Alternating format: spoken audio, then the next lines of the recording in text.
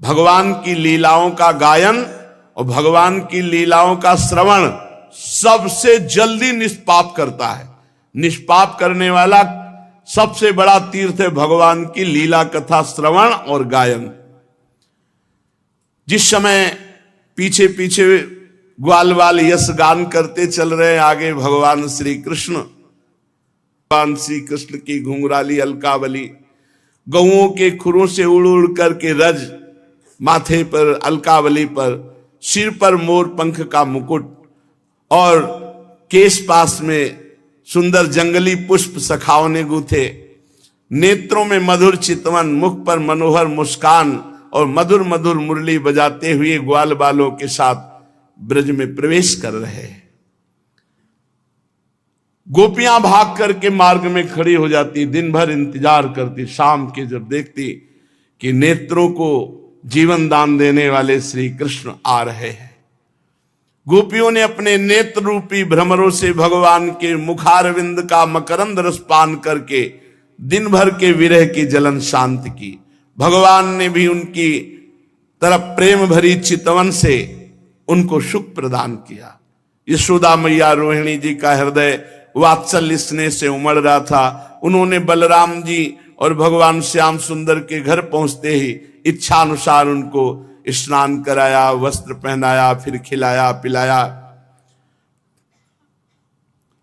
दोनों भाइयों ने माताओं का परोसा हुआ स्वादिष्ट अन्न भोजन किया। इसके बाद बड़े लाड़ प्यार से दुलार करके यशोदा और रोहिणी जी ने उन्हें सुंदर सैया पर सुलाया। भगवान श्री कृष्ण इस प्रकार वृंदावन में अनेकों लीलाएं करते। एक दिन अपने सखा ग्वाल बालों के साथ यमुना तट पर गए।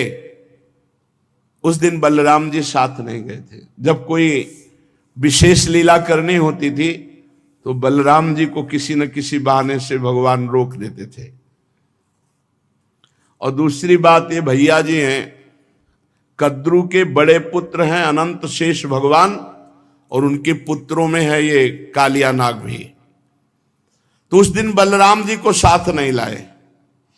जेठ महीना, गर्मी बहुत, अब अत्यंत प्यासे हो गए सब बछड़े गौएं सखा, और किसी को ध्यान नहीं रहा। काली दह में सबने पानी पिया, बछड़ों ने, सखाओं ने, गौएं गोपों ने, पीते ही सब मर गए।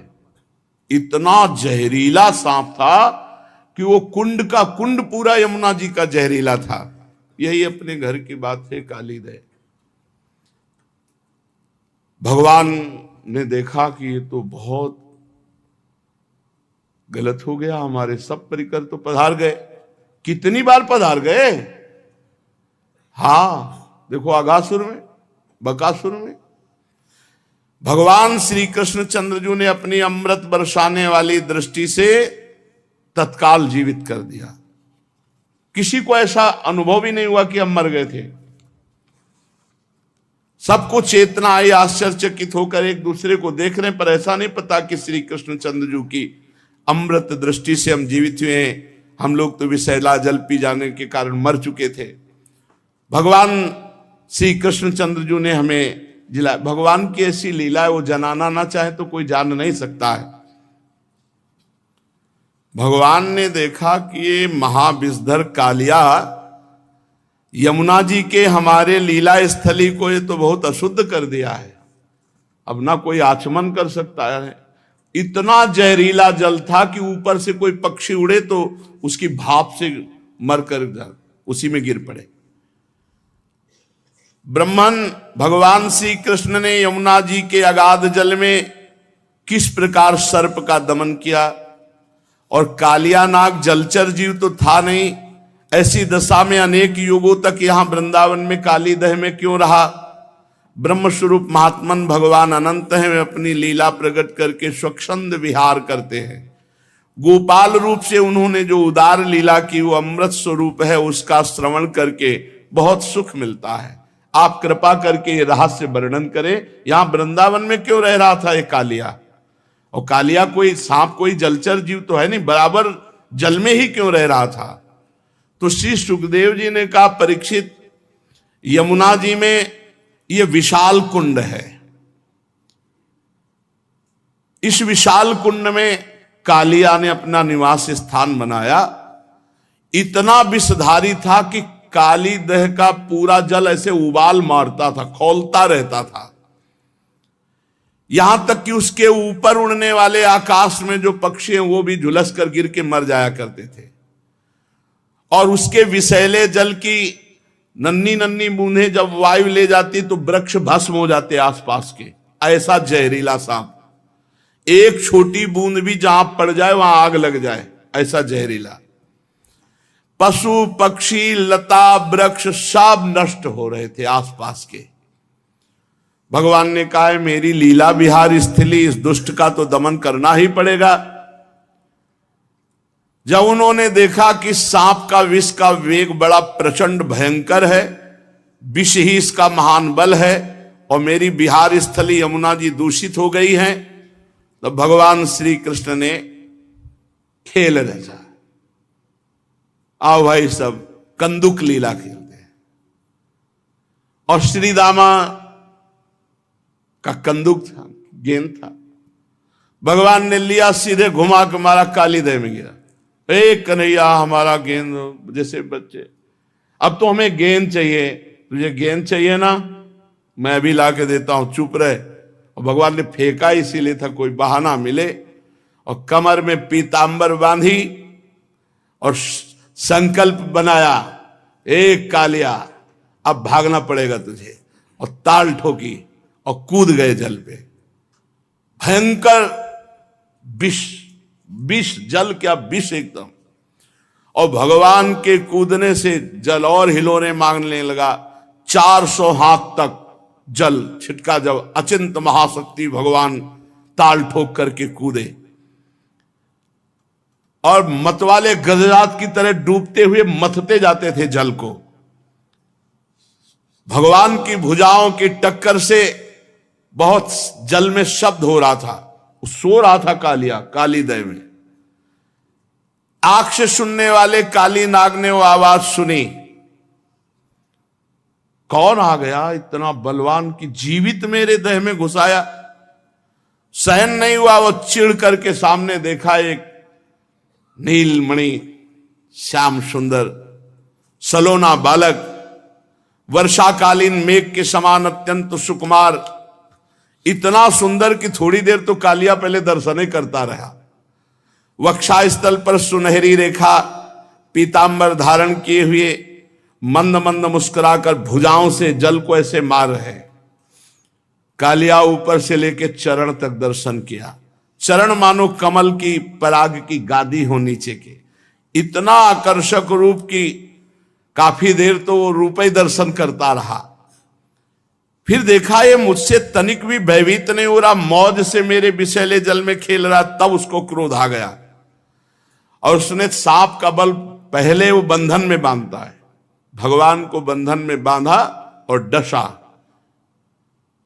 मर्म स्थानों में। उसके सैकड़ों फण थे। भगवान श्री कृष्ण को नागपाश में बांध करके और अपने फण से डसा। अब तो ग्वाल बाल सब मूर्छित हो रहे हैं, क्योंकि इन ब्रजवासियों ने शरीर सुहृद धन संपत्ति स्त्री पुत्र भोग कामनाएं ये सब त्याग कर भगवान श्री कृष्ण को ही अपना मानते हैं। इसलिए ब्रजवासी सर्वश्रेष्ठ है। गाय बैल बछिया बछड़े सब दुख से डकराने लगे। श्री कृष्ण की ओर टकटकी बांधे हुए सब देख रहे हैं, सबका प्राण व्याकुल। इधर ब्रज में बड़े उत्पात शुरू हो गए। अब शकुन देखकर नंद बाबा ने कहा कि बलराम तुम आज यहाँ क्यों हो? श्री कृष्ण के जरूर कोई घटना घट गई, जरूर घटना घट गई। बड़े भय से व्याकुल हो गए। भगवान के प्रभाव को तो जानते नहीं, वात्सल्य भाव है। बस ये अपशकुन देखकर लगा कि आज तो किसी दैत्य ने श्री कृष्ण का जरूर अहित कर दिया। भय से व्याकुल हो गए, क्योंकि इन सबके प्राण मन सर्वस्व श्री कृष्ण ही थे। भागे ब्रजवासी, नंद बाबा, उपनंद, समस्त ब्रज गोपियां, बूढ़े बच्चे जवान सब। इतने में भागते हुए एक सखा ने आके बताया, गजब हो गया, कन्हैया काली दह में कूद गया और सांप ने जकड़ लिया। अब तो बलराम जी व्याकुल नहीं है, क्योंकि जानते हैं कि हमारे ऊपर शयन करने वाले सांप से तो उनको कोई भय है नहीं, और उनको विष से क्या भय है।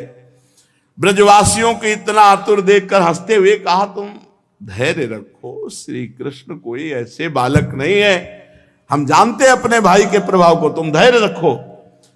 लेकिन ब्रजवासी प्यार जो प्रभु से ही केवल किए हुए हैं, सब यमुना के समीप पहुंच गए, सब देख रहे। बाबा मैया तो कूदने ही वाले थे, बलराम जी ने जबरदस्ती बाबा को रोका, और युवतियों ने, ब्रज युवतियों ने, मैया तो भारी व्याकुल। जब दूर से देखा कि कन्हैया नाग पास में बंधे हुए, तो मैया तो बेहोश हो गई कुंड के समीप ही। नंद बाबा भी मूर्छित जैसे हो गए। भगवान मुस्कान भरी चितवन से इशारा कर रहे, सब शांत शांत शांत। लेकिन हर ब्रजवासी को, मेरे प्राण प्रिय श्याम सुंदर को सांप ने डस लिया, सांप ने कस लिया, मेरे तो प्राण वल्लभ जीवन सर्वस्व है। जब यशोदा मैया को होश आता है, कूदने के लिए दौड़ती, फिर ब्रज युवतियां गोपियां पकड़ लेती है, अश्रुधारा, शरीर चेतनाहीन। फिर ब्रज गोपियां कहती हैं कि सुनो, छठवें दिन पूतना को मारा था, आप बल तो याद करो, आपके लाला का कोई ऐसा बल नहीं कि सांप मार डालेगा। पर अधिकांश तो धीरज बंधाने वाले नहीं थे, सब मूर्छित पड़े हुए थे। नंद बाबा के तो प्राण श्री कृष्ण थे, जब देखा सांप ने पकड़ रखा है, बहुत विकल। बलराम जी ने बाबा आप समझो, ये हमारे श्री कृष्ण कोई, पर कौन समझने वाला। तो बलराम जी ने अपनी भागवती शक्ति का प्रयोग किया, सबको जड़ता भाव, कोई कदम आगे नहीं बढ़ा सकता, नहीं तो इतने प्रेम में कोई समझा नहीं, सब काली दह में डूब जाते। अपने भागवतिक बल से सबको जड़ता भाव प्रदान कर दिया, सब एक कदम नहीं चल सकते। अब भगवान ने देखा कि हमारे ब्रजवासी जन तो बहुत दुखी हो रहे हैं, और सांप जो है बहुत प्रफुल्लित है कि हमने बांध लिया और काट लिया। भगवान ने अपने शरीर को मोटा किया, जे हुई उसकी नसें टूटने लगी, छोड़ के अलग खड़ा हो गया। फिर आग बबूला होकर के कालिया नाग ने फुफकार मारते हुए भगवान के ऊपर चोट की, नथुनों से विष की फुहारें निकल रहे, यानी कि काटे तो जहर। कुछ सांप ऐसे होते हैं, ऐसे करते हैं तो धार जैसी विष की गिरती है। अब भी हैं ऐसे कुछ सर्प हैं, लाल लाल आंखें किए मानो भट्टी तप रही हो, और मुख से लपटें निकल रही थी। काली नाग अपनी दोहरी जीभ लपलपा करके दोनों ओठों के किनारों को चाटता हुआ, विष उगलता हुआ भगवान के ऊपर प्रहार करता। और जैसे भगवान श्री हरि के वाहन गरुण जी सांपों से खेलते हैं, ऐसे श्री कृष्णचंद्र जो खेल रहे, पैतरा बदलते वो प्रहार करता, अपने को बचाते। और ऐसे पैतरा बदलते कि हर बार उसके फड़ों पे भगवान थाप का प्रहार करते। अब उसका बल क्षीण होता गया। भगवान ने मारी थाप और छलांग लगाई और चढ़ गए फड़ों पर। कालिया का कितना सौभाग्य, जो मुनियों के हृदय में भी ध्यान में नहीं आते, वो सीधे चरणारविंद मस्तक पर।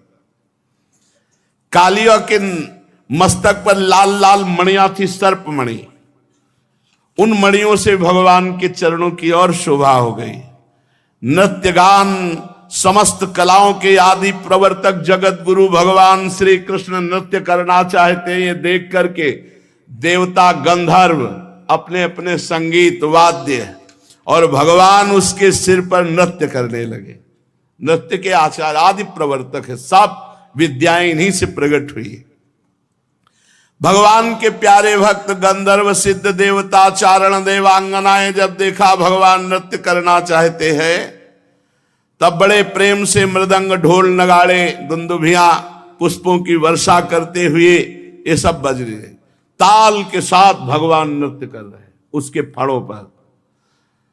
अखिल ब्रह्मांडों का भार लिए हुए भगवान उसके फड़ों, नस नस टूट गई, सारा अभिमान चूर चूर हो गया, मुख से खून उगलने लगा। और जो फण नहीं झुकाता तो ऐसी ठोकर मारते नाचते हुए एड़ी की बस खून उगल देता। प्रचंड दंडधारी भगवान के चरणों की चोट से कालिया नाग की जीवन शक्ति क्षीण हो गई, मुंह से नथुनों से खून उगलने लगा, चक्कर काटकर बेहोश हो गया। तनिक चेत होता, जहां आंख खोलता विष उगलता, भगवान जोर से चरणों की ठोकर मारते उसके फणों पर। नाचते नाचते भगवान ने उसका सब बल और अहंकार रौंद डाला। पुराण पुरुष महाबली भगवान श्री कृष्ण के चरणों पर खून की बूंदें ऐसी पड़ी थी मानो कालिया ने रक्तमय पुष्पों से भगवान के चरणों की पूजा की हो। तच्चित्र तांडव विरुगुण फलात पत्रो रक्तम मुखैरुर्वमन नृप भग्न गात्र स्मृत्वा चराचर गुरुम पुरुषम पुराणम नारायणम तमरणम मनसा जगाम। भगवान तांडव करते हुए फणों को उसके ऊपर छिन्न भिन्न हो गए। अब जब देखा कि बस मरने वाला ही हो तो उसे याद आई, हे पुराण पुरुष पुरुषोत्तम भगवान नारायण हमारी रक्षा कर। और ये पता नहीं कि वही चढ़े हुए हैं। भगवान श्री कृष्ण के उदर में संपूर्ण विश्व ब्रह्मांड भारी बोझ से कालिया का ये छोटा मोटा बलवान नहीं, गरुण से लड़ पड़ा था, गरुण जी से। और जब गरुण जी का प्रहार पड़ा तो भागकर यहां छुप गया। भगवान की प्रहार से सब अहंकार चूर हो गया, छिन्न भिन्न हो गए फण उसके। खून की उल्टी करती हुई भगवान नारायण का स्मरण किया। उसकी पत्नियां हाथ जोड़कर भगवान की शरण में आई, नाग पत्नियां चोटी खोल करके। यह अत्यंत दैन्य भाव होता है। और बड़ी घबराहट और पृथ्वी पर लौटकर साष्टांग प्रणाम किया। पृथ्वी पर लौट गई, हाथ जोड़कर प्रणाम किया और भगवान श्री कृष्ण से अपने अपराधी पति को मुक्त कराने के लिए वो स्तुति करने लगी। नाग पत्नियों ने कहा, न्यायो हि दंडः कृत किल विशेषमिस् तवावतारः खल निग्रहाय रिपोः श्रुतानामपि तुल्य दृष्टिर् धत्से दमं फलमेवानुशंसन अनुग्रहोऽयं भवतः कृतो हि नो दंडो असतां ते खलु कल्मषापः यद्दंड सूकत्व ममुष्य देहिनः क्रोधोपि तेनो ग्रहेव सम्मतः। प्रभु, मुझे पता चल गया आप अवतारी पुरुष हैं। उनकी पत्नियां कह रही, क्योंकि मेरे पति को इस दुर्दशा में पहुंचा देना किसी पुरुष की ताकत नहीं। ये परम पुरुष पुरुषोत्तम भगवान आपका अवतार हुआ। मैं अब जान गई, तो आपका अवतार दुष्टों को दंड देने के लिए हुआ है। और ये अपराधी था, प्रभु आपने दंड दे दिया, उचित है। प्रभु आपकी दृष्टि में शत्रु और पुत्र का कोई भेदभाव नहीं, इसलिए आप जो किसी को दंड देते हो वो उसके पापों का प्रायश्चित कराने और उसका परम कल्याण करने के लिए। हम लोगों पर बड़ा अनुग्रह किया जो आपने दंड दिया। यह है भक्ति। यह तो आपका कृपा प्रसाद है, क्योंकि आप जो दुष्टों को दंड देते हैं उससे उनके सारे पाप नष्ट हो जाते हैं। यह अपराधी है, इसमें तो कोई संशय नहीं प्रभु, क्योंकि अपराधी ना होता तो ये सर्प योनि को ही न प्राप्त होता। अपराधी तो है ही। इसलिए हम सच्चे हृदय से आपसे प्रार्थना करते हैं कि आप अपने क्रोध का त्याग करके अनुग्रह कीजिए। यद्यपि आपका क्रोध भी अनुग्रह ही है। प्रभु, जरूर जरूर इस सर्प ने पूर्व जन्म में मान रहित होकर कोई बहुत बड़ी साधना आपकी की है। क्योंकि आपके चरणारविंद सीधे उसके माथे पे पड़ रहे, इससे बड़े और कौन तपस्वी हो सकता है।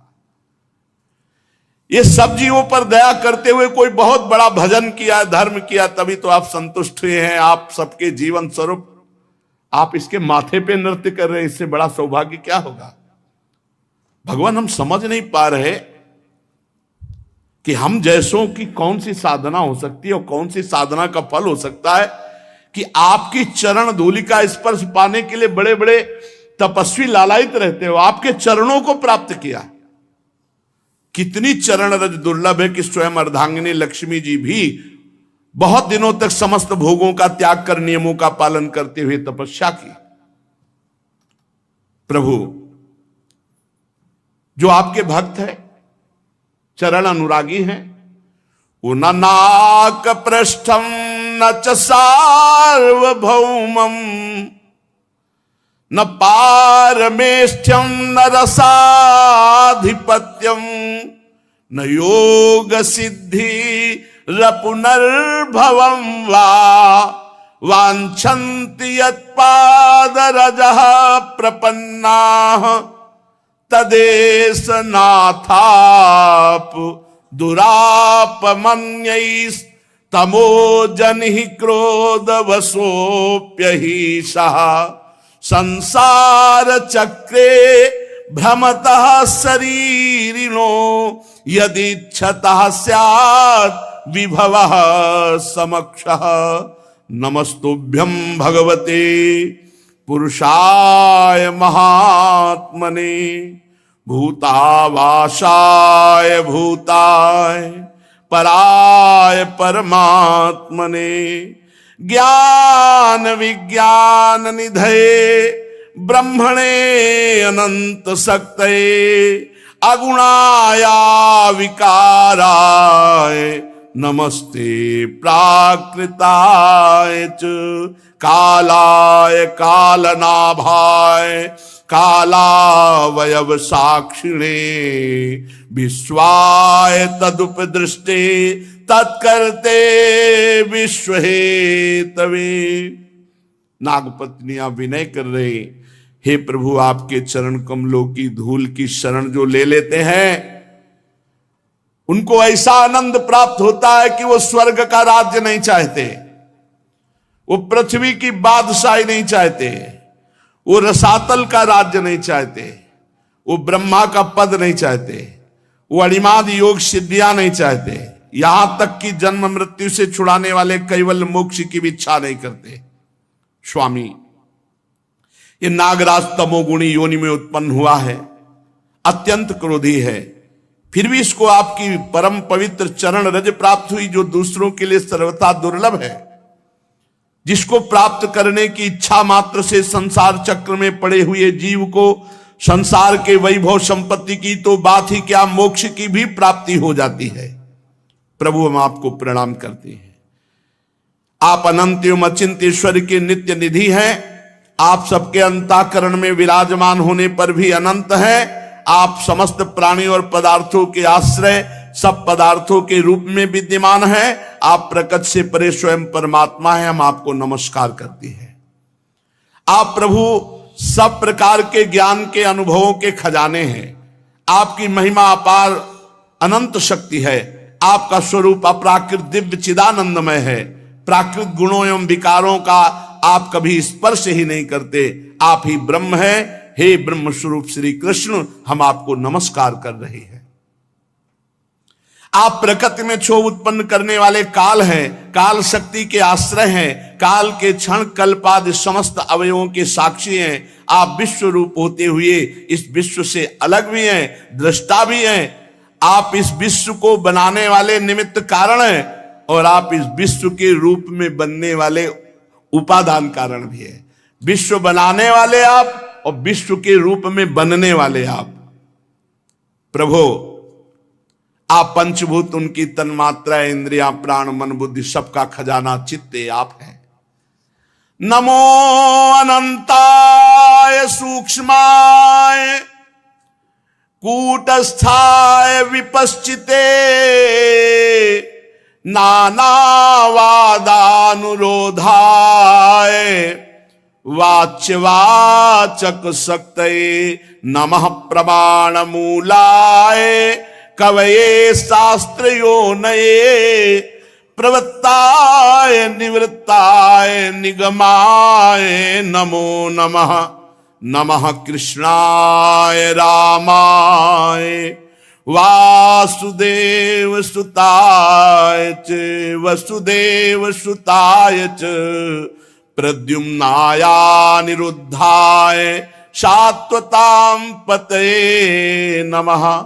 नमो गुण प्रदीपाय गुणात्मच्छादनाय च गुणवृत्त्युपलक्ष्याय गुणदृष्टेष्व संविदे। और भी बड़ी स्तुति है, शेष चर्चा आगे। भगवान की महिमा का गान करते हुए नाग पत्नियों ने भगवान से प्रार्थना की कि हमारे पति को क्षमा कर दिए। बड़े सुंदर शास्त्र के अनुभूत महापुरुषों के हृदय में जो वृत्तियां होती हैं, ये नाग पत्नियां बड़ी तपस्वी हैं, बड़ी भजनानंदी हैं, जो भगवान की ऐसी महिमा का गान करती हैं, क्योंकि इनको अनुभव है, तभी तो भगवत साक्षात्कार हुआ। तो शेष चर्चा आगे। श्री राधा वल्लभ लाल की।